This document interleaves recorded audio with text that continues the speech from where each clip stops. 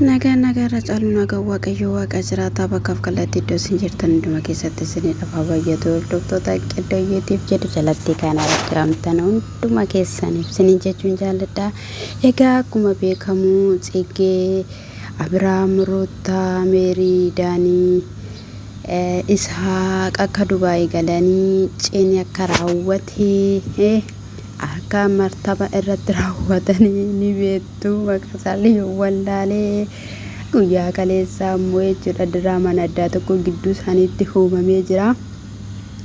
An jalqabuman jedhe jalqabuma gaafa haala salphaatiin araaramanii osoo maaltu uumame osoo jedhiini gaashiyyeeni abiyyeeni Abiraam araara buusanii isaan girrigirriin beekan abshaala waan ta'aniifi sanarraatiin kan ka'e immoo qalabatiin Dubaayitti malee Itoophiyaa keessatti nuuf hin ta'u jechuudhaani miseensuma sanaa yookiin immoo warruma garee sanaa warruma kaleessaa dhukee kaasaa turanii ati mucaa keenyaaf hin taatu hin barbaachiftu kan si caalutti heerumsiifna osuma jedhanii araarri bu'ee gaa'een hundumtiyyuu dhiifama ta'e edda dhiifamne ta'e immoo keekeenis murame gammachuu jechuudha tokkummaa kan uumameeni. Sana booddee immoo Daanii fi Tsiggeen guyyaa tokko fuudhanii ba'anii lachan isaanii Abiraamii fi Ruutaa jechuudha. Ruutaan gidduu isaaniitii baddee ani gaafuma sanaanii diraamaan keessanii jalqabee jira. Omaa utubaa hin qabu waan ittiin dhaabatu hin qabu manni kun jedheen gaafuma sanaa murtoo fudhadhe jechuudha. Tole gaamma gara yaada kootitti naan dhufu guyyaa kaleessaa jechuudha gaa viidiyoo isaan gadi gallakkisanitti halkan natti fakkaate rafaniitu halkanuma gara bariiti fakkaata gaa akka dubbachaa turanitti galgala waliidhaan taphannee waliin irbaata nyaannee mitii karraabnee jedhanii dubbachaa turanii egaa Daaniin shaantaasaa qopheeffatee kanaa booddee ani goddanyoota koo faana jiraachuu hin barbaadu isaanirraa adda ba'uun barbaada.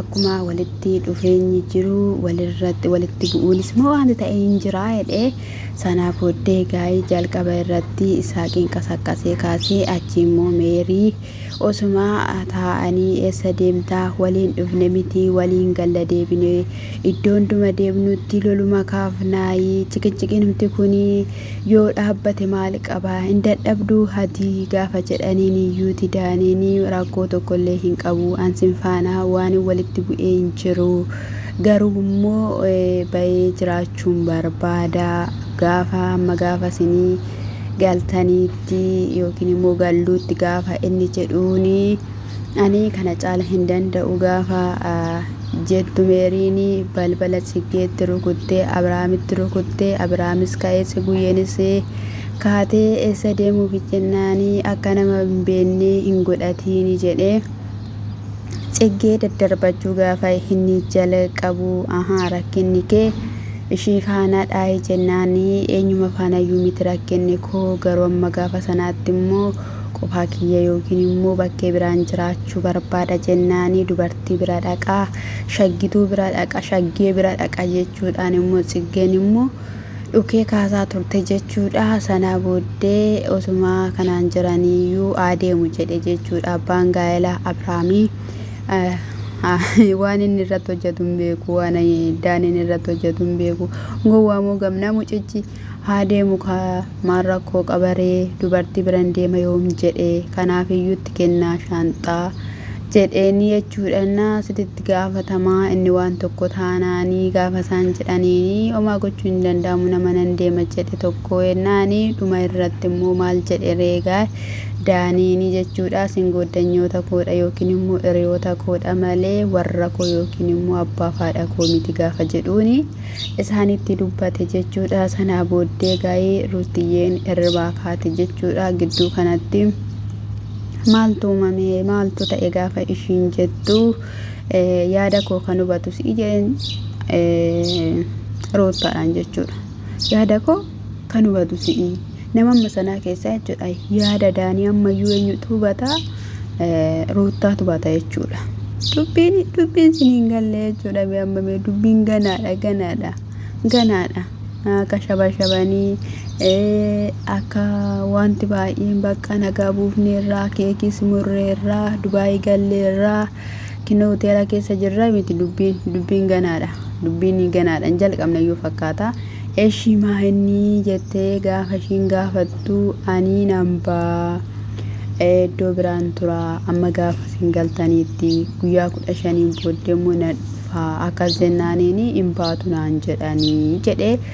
Egaa rootaatti gaafa himu rootaan immoo maalidha wanti si kaffaasifne yookiin immoo wanti si dallansiifne jira jettee yoo gaafattullee lakkii wanti si dallansiistanii tokkollee hin jiru garuu immoo ba'uun barbaada gaafa inni jedhuun hin baatu akkamittiin baata osuma jechaa jiranuu Siggeen isotuma jechaa jirtu wanta dallante qabdaa wanta goote yookiin immoo wanta goone qabnaayi gaafa ishiin jettuuni akka nama hin beenneen ta'in jedhee jetti babaasee rakkoon egaayee Siggeefaan akka ta'etti dubbachaa ture jechuudha. Haa ta'uyyuu malee ani sinfaana miti kanan ture taphachaa kolfaa miti kan ture maalan godhe ani gaafa jettu Siggoonis in haarte jechuudha. Baay'ee haarte sana booddee Abiraam fuudhee achi gaafa deemu fida shantaa ko gaafa jedhu kootu shantanumaan ta'uu jedheeni Abiraamii haasofsiisee gaafa jedhu waan egaanii Abiraamiin jedhee hin beennu waan isaan walii galan nuti hin beennu. Sana booddee dhufeetutti kennaa shantaa rakkoo hin qabu haa deemu baqqaayi jedheeni sititti gaafatama jedhanii. Sana booddee immoo shantaanii Daaniitti kennamee Daaniin ni kutee Abiraamis faana bahee jechuudha. Abiraamis faana bahee jechuudha dhugaa dubbachuudhaa fi roorroon keessanii jechuudha lafa isaan deeman hundumattiyyuu karuma Siggee fi karuma Daaniitti jechuudha wanti uumamu jechuudha.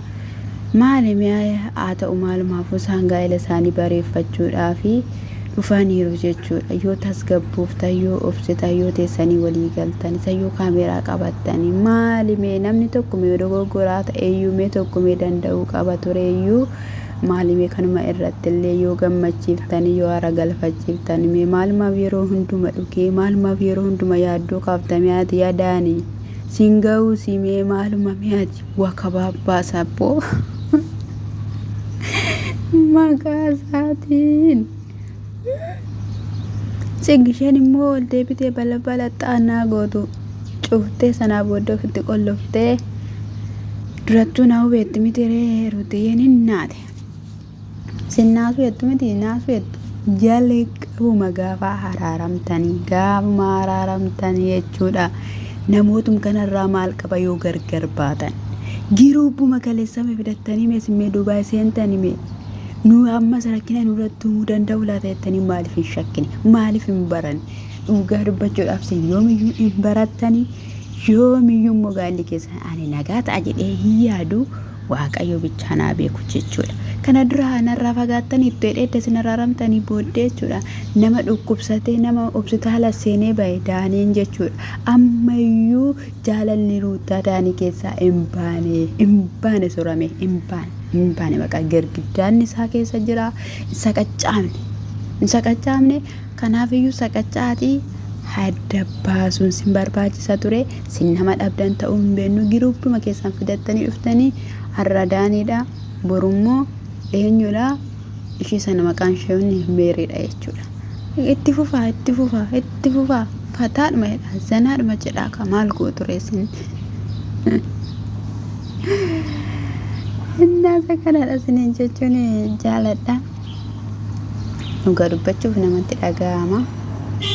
Waan gootaniif immoo sinitu beekaa walii boochisaa maal jedha wanis ta'uu danda'a baadawee akka baraan immoo biraankisaanis ta'uu danda'a.